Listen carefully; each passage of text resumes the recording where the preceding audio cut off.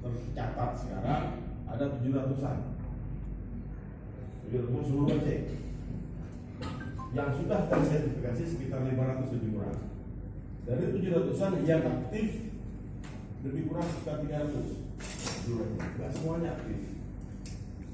Tidak semuanya aktif ya. Apa ada kegiatan lain ya kan? Tapi yang 300 nanti memang guide ya, memang guide ya profesinya. Enaknya menjadi guide itu tidak harus pokok yang itu ya kan. Bisa ada waktu dan cukup kompeten diajak.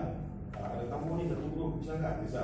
Ke depan lain, nggak bisa saya ada acara kegiatan lain misalnya. Jadi nggak terikat ya. Makanya trending apa nih di brosur? Trending profesi ya. Trending profesi. Enak dia punya profesi ini. Karena seiring dengan perkembangan pariwisata dunia dan di Indonesia dan di Aceh menjadi mata pencaharian baru misalnya. Ya kan? Menjadi pekerjaan baru. Silakan.